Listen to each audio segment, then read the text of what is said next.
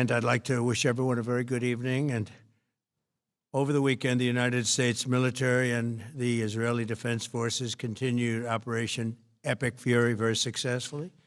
Over the past 9 days, we've carried out some of the most powerful and complex military strikes and maneuvers the world has ever seen. Now, you add that up to all of the other things, Midnight Hammer, getting rid of the nuclear threat from Iran, which was a big moment in history, in my opinion, and the great success we've had in Venezuela and all other places. Every place we've gone, we've had tremendous success.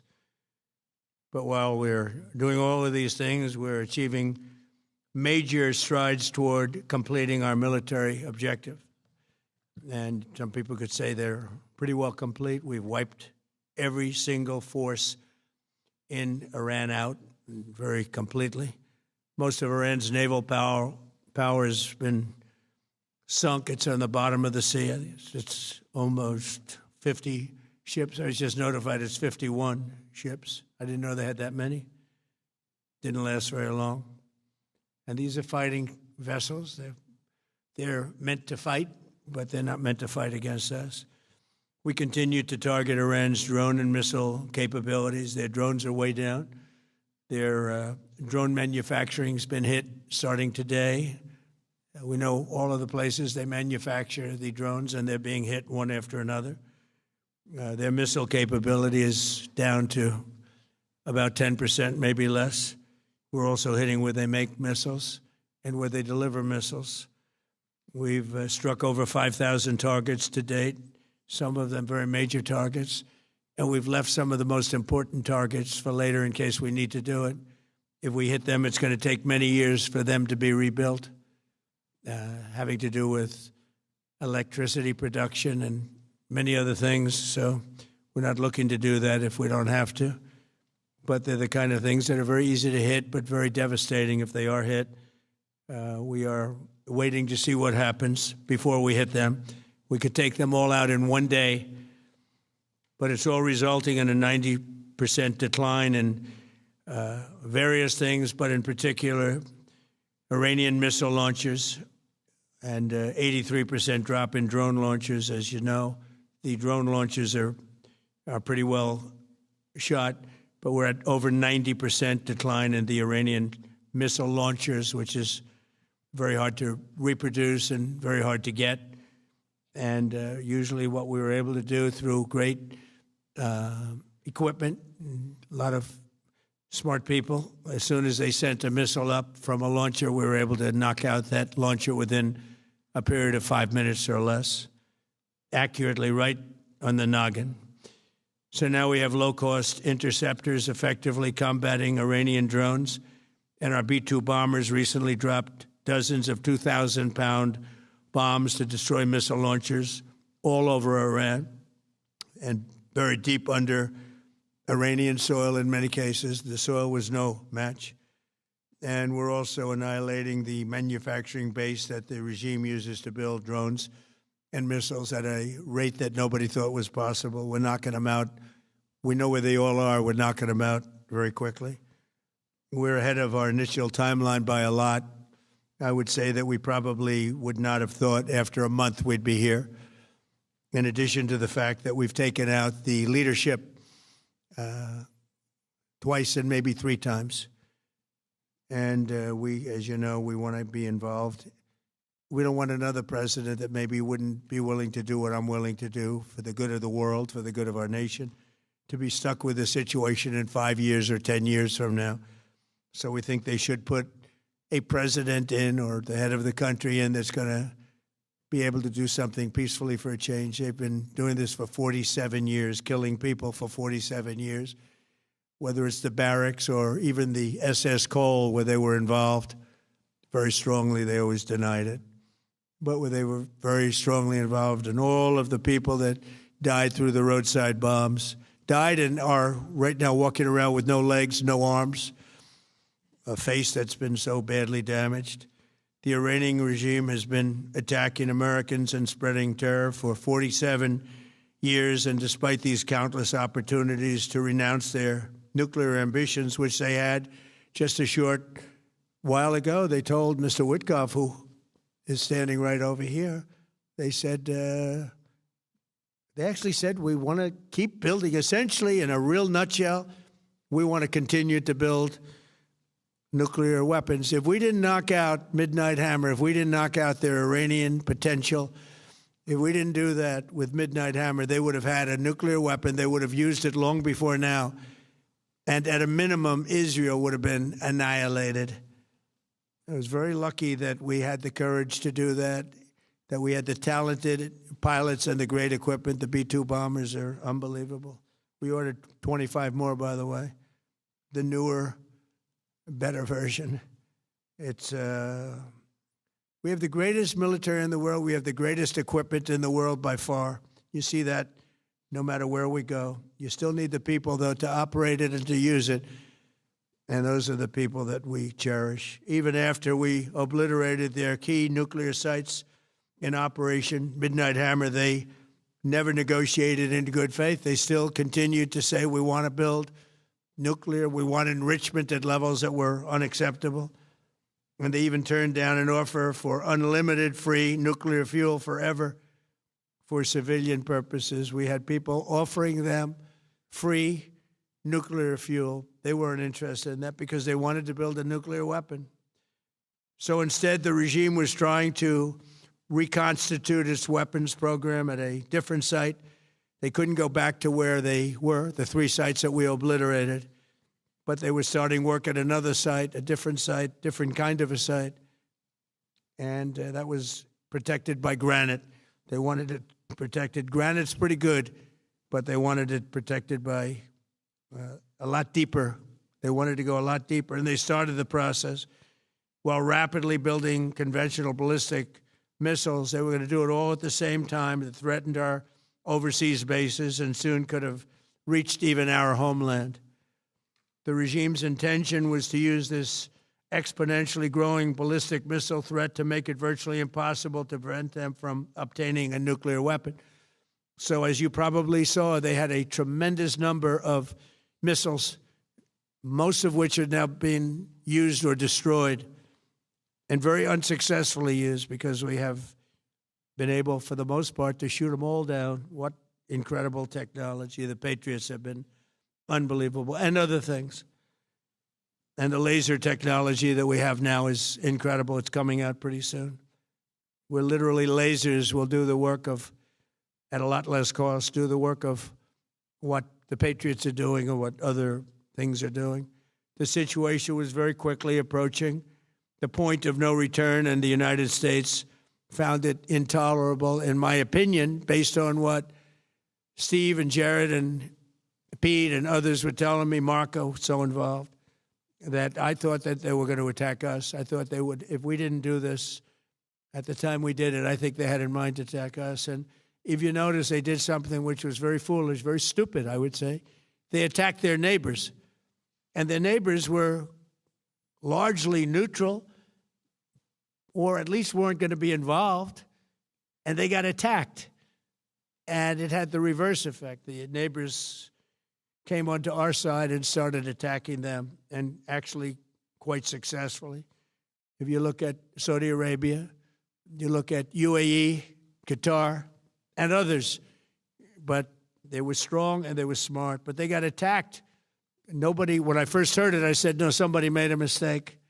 There was no mistake. UAE had over 1,000 missiles shot at it, knocked them almost all down.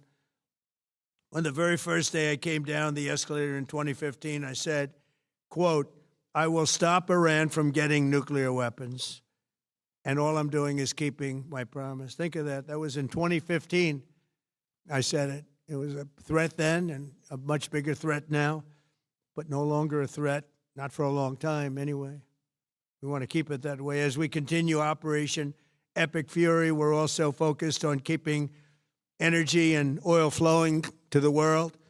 And I will not allow a terrorist regime to hold the world hostage and attempt to stop the globe's oil supply. And if Iran does anything to do that, they'll get hit at a much, much harder level. I will take out those targets that were easy and that I mentioned just before. We'll take them out so quickly, they'll never be able to recover, ever. If they want to play that game, they better not play that game. In the long run, oil supplies will be dramatically more secure without the threat of Iranian ships, drones, missiles, nuclear menace, or anything. So the Strait of Hormuz is going to remain safe. We have a lot of Navy ships there. We have the best equipment in the world, inspecting for mines. Again, most of their ships are down at the bottom of the sea, but we will hit them so hard that it will not be possible for them or anybody else helping them to ever recover that section of the world if they do anything. In recent years, the regime and its terror proxies have launched attacks on hundreds of commercial vessels.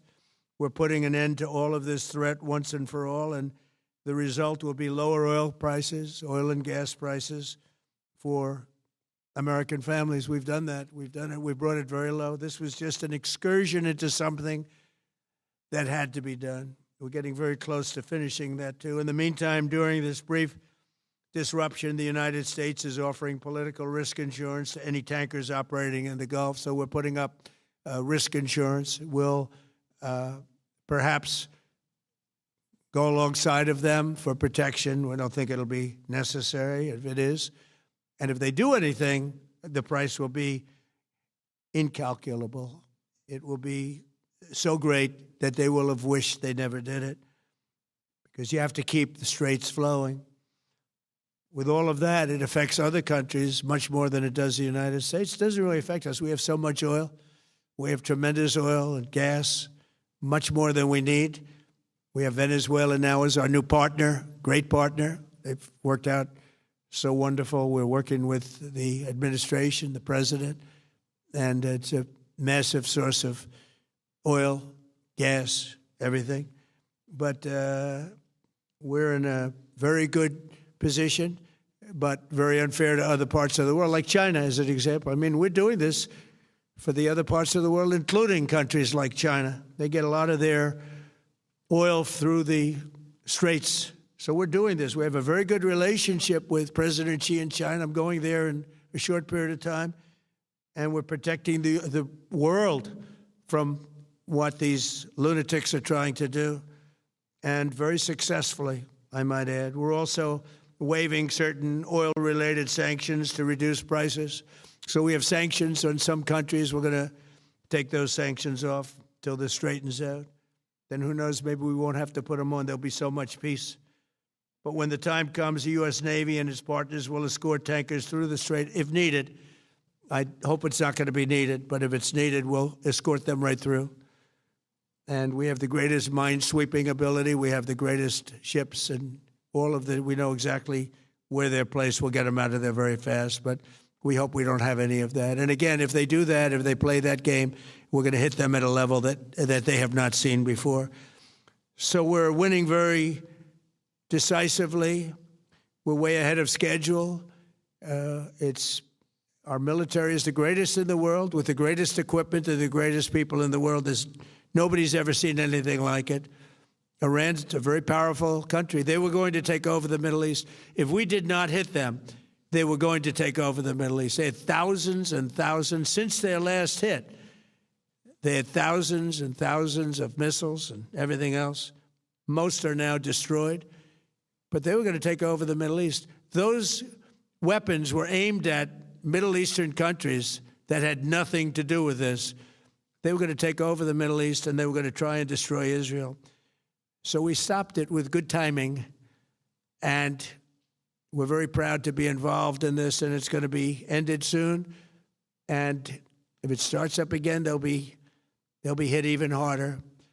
Thank you very much for being here. Go ahead. Any questions? Thank you so much. Go ahead. Do you approve of Iran's new supreme leader? And secondly, can you tell us more about your call with Russian President Vladimir Putin today? Yes. What did you discuss? Yes, I had a very good call with President Putin. We had a lot of people on the line from our side, from his side. We were talking about Ukraine, which is just a never-ending fight. And look, there's tremendous hatred between President Putin and President Zelensky. They can't seem to get it together. but I think it was a positive call on that subject. And we obviously talked then about the Middle East. And he wants to be helpful. I said, you could be more helpful by getting the Ukraine-Russia war over with. That would be more helpful. But we had a very good talk, and he wants to be very constructive. Yeah, please. Yeah, please. Thank you, Mr. President. On Iran, you called it an excursion. You said it would be over soon. Are you thinking this week it will be over? No, Are you talking but soon. about days? I think soon. Okay, and with respect Very to... soon. Look, everything they have is gone, including their leadership. In fact, there are two levels of leadership, and even actually, as it turns out, more than that. But two levels of leadership are gone. Most people have never even heard about the leaders that they're talking about. So it's obviously been very, very powerful, very effective. To Cuba, you said that Cuba wants to make a deal. Yes. What would the United States get in return for that, and why should Americans trust Marco Rubio to negotiate it? Well, Marco Rubio is doing a great job. I think he's going to go down as the greatest Secretary of State in history. Look at what we've done as a presidency. Look at what we've done as an administration. They trust Marco, and so do the American people trust. He's been successful no matter where he's been. He also speaks the language, which is always nice and always helpful. But he's dealing, and it may be a friendly takeover. It may not be a friendly takeover. It wouldn't matter because they're down to, as they say, fumes. They have no energy. They have no money. They're in deep trouble on a humanitarian basis. And we don't want to see that, but they were very, very bad to a lot of people, as you know, and a lot of people living the Cuban-American vote, which I got at record levels. Very important. Those people are very important to me. I know what they went through. They went through hell. Some of them have gone on to be some of the most successful people in the country. Cuban-American business people, some of them are like the most successful in the country. And a lot of them are friends of mine because I've been fighting this battle with them for a long time. The Castro regime was brutal, but they lived off Venezuela. Now they don't live off Venezuela. Sends them no energy, no fuel, no oil, no money, no nothing. They lived without Venezuela. They couldn't have made it. And we cut them off from everything else. So, yeah, they're going to make either a deal or we'll do it just as easy anyway. Yeah. Please, go ahead. Tomahawk missile likely destroyed that Iranian girls' school. So will the U.S. accept any responsibility? Well, I haven't seen it. And I will say that the Tomahawk, which is one of the most powerful weapons around, is used by, is sold and used by other countries. You know that. And whether it's Iran, who also has some Tomahawks, I wish they had more. But whether it's Iran or somebody else, the fact that a Tomahawk is very generic. It's sold to other countries. But that's being investigated right now. Yeah, please. Thank you. Mr. President, you've said the war is, quote, very complete, but your defense secretary says this is just the beginning. So which is it, and how long should Americans be prepared Well, I think for you could this war say to it last both. for? It's the beginning of building a new country, but they have no Navy, they have no Air Force, they have no anti-aircraft equipment. It's all been blown up. They have no radar, they have no telecommunications, and they have no leadership. It's all gone. So, you could look at that statement. We could call it a tremendous success right now as we leave here. I could call it, or we could go further, and we're going to go further. But the big risk on that war has been over for 3 days. We wiped them out in the first 2 days. When you think about it, it's incredible. We wiped out a big Navy, very powerful Navy. These were ships. These were serious ships. These were ships that you buy when you want to win battles. They're all on the bottom floor. The sailors are all running off the ships. They refuse to get on the ships. The Air Force is gone. Everything's gone. The missiles are down to a trickle. The drones are down to probably 25%, and they'll soon be down to nothing. We'll have where they manufactured the drones are under fire as we speak. They're being hit. So the rest is going to be determination as to my attitude, along with the people in the Trump administration, what we want to do. Thank you. Yeah, please.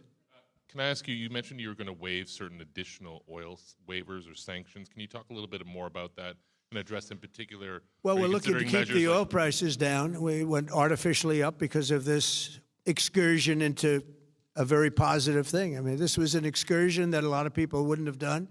I knew oil prices would go up if I did this, and they've gone up probably less than I thought they'd go up.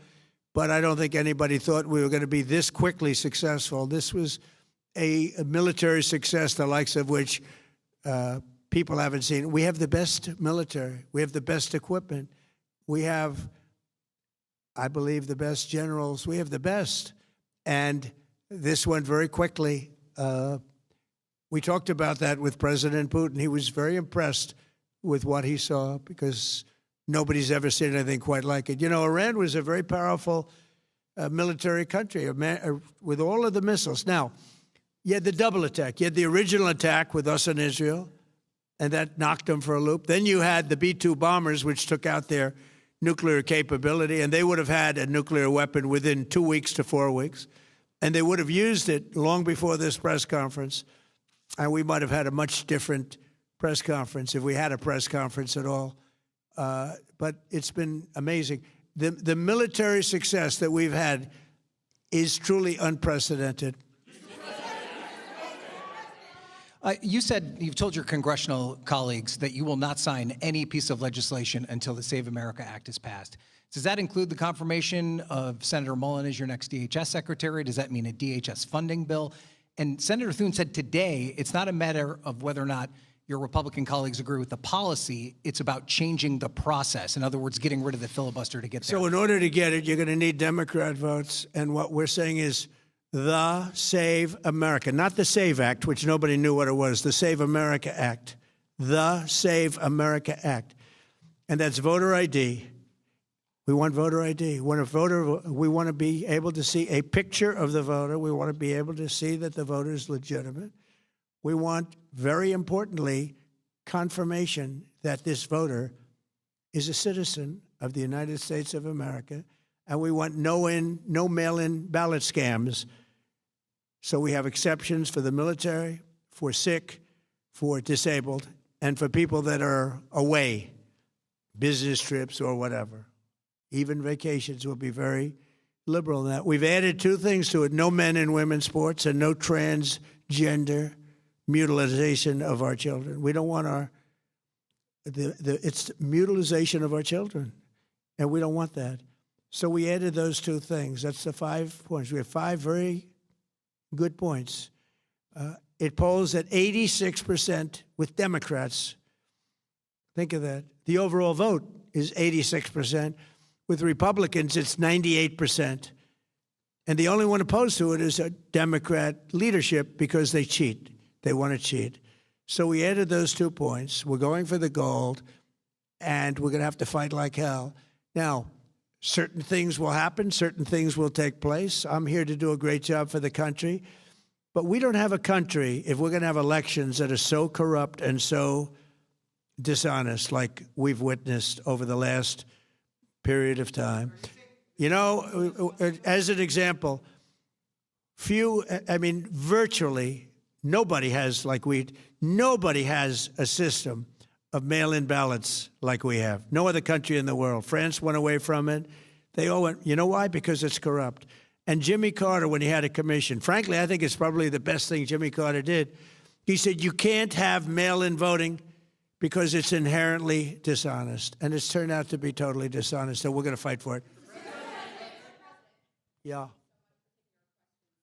Iran activated any sleeper cells inside the U.S.? There's reports that they have pressed that trigger button to activate those cells, at least abroad. Well, they've been trying for a long time. We've been very much on top of it.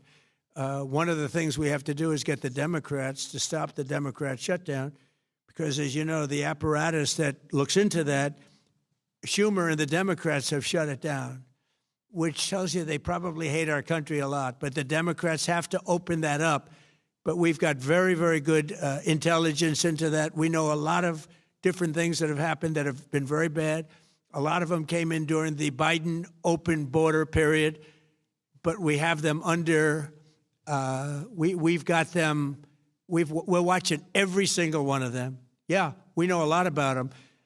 The biggest problem we have is the Democrat shutdown. We know a lot about them, but the shutdown doesn't allow us to do what we have to do. Do you have to take him out? Does he have a target on his back? You mean the new supreme leader? You mean the son? How can there be an Iran with Well, another I don't Ayatollah? want to say that, but you know, I was disappointed because we think it's going to lead to just more of the same problem for the country. So I was disappointed to see their choice.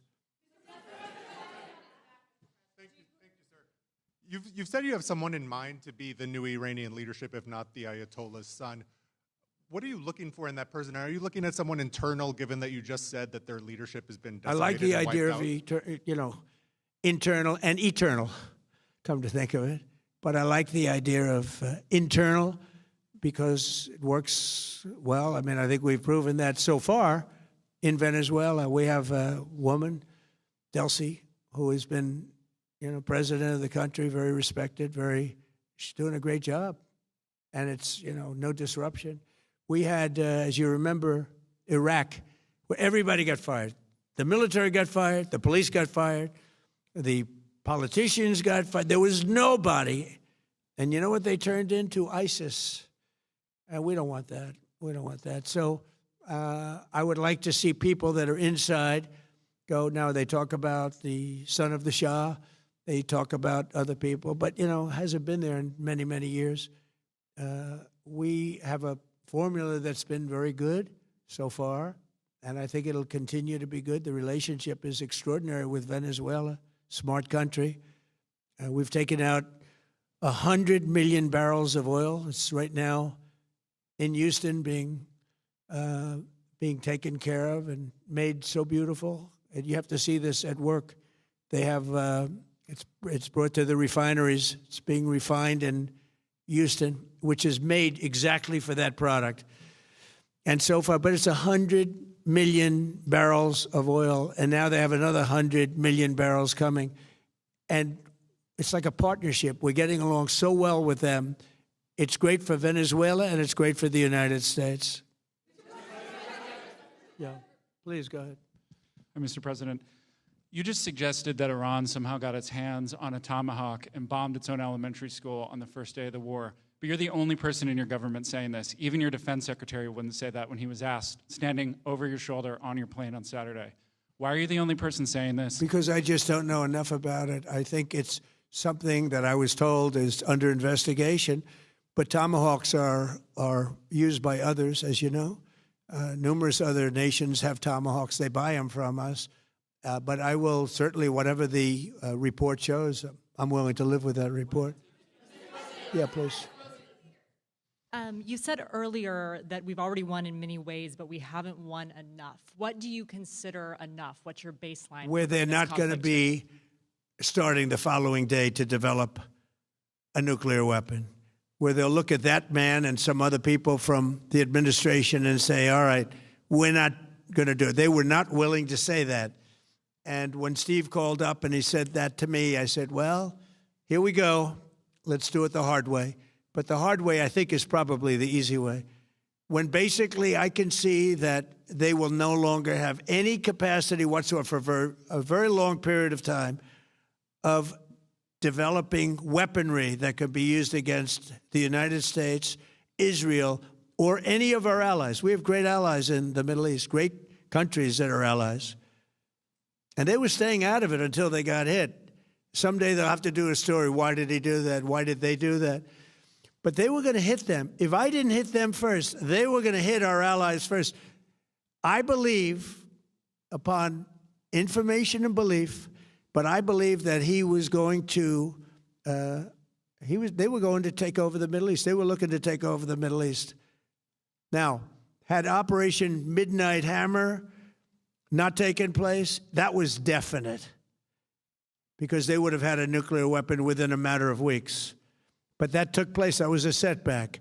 But look at the number of missiles they were able to buy and make over the last 6 months. And those missiles were aimed at various countries. And when you look at over 1,000 missiles shot at like UAE, they were looking to take over the Middle East. We got there first. We're lucky. I'll tell you what, the Middle East and those countries, very rich countries, are very lucky that I was president instead of somebody else.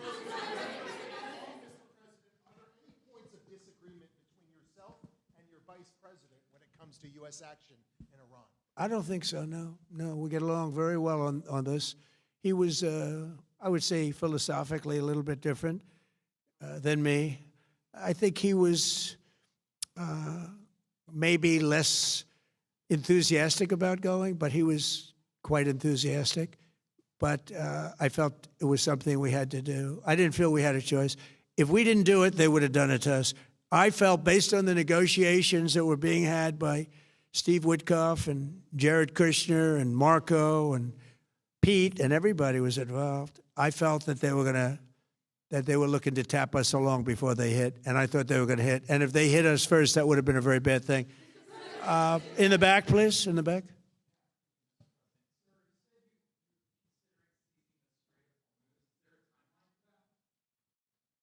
About the Strait, you mean?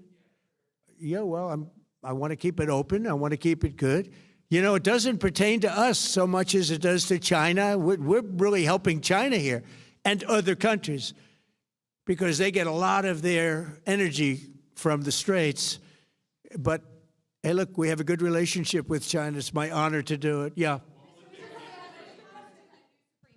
You have called him an unacceptable choice. So does he have a target on his back? And how can you say I don't want to say whether or not he does because that would be inappropriate. But, hey, look, I had a target on my back because, as you people wrote pretty well, they caught the assassin that was after me. So we just got them first. But they caught the assassin. They have him now in custody that was after me. So, you know, but people don't like to mention that, but they did catch him. And I'd like to congratulate our military, Secret Service, FBI, all of the people that worked on that, but they did. Yeah, please. Go ahead. No, go ahead, please. Thank you, Mr. President. You promised the Iranian people you would help them, but it sounds like you're willing to end this fight after your military objectives have wrapped up. Isn't that a betrayal of the people? Will I help them? I'd like to, if they can behave, but they've been very menacing. You know, they're great people. They have an amazing population. It's amazing, smart, brilliant, energetic. They have a great, I'd love to help them, but they have to be in a system that allows them to be helped. And right now they're in a system that only allows failure. And I don't want that. And I want a system that's not going to be attacking us. We want a system that can lead to many years of peace. And if we can't have that, we might as well get it over with right now. Yeah, please. Mr. President, as of today, there have been 8 U.S. military fatalities associated with the war in Iran. How many American deaths are you willing to have in this war? Well, as I said before, when you have conflicts like this, you always have death. And I was at Dover yesterday. I met the parents, and they were unbelievable people. They were unbelievable people, but they all had one thing in common. They said to me one thing, every single one, finish the job, sir. Please finish the job. And I'll leave you at that. Thank you very much, everybody. Thank you.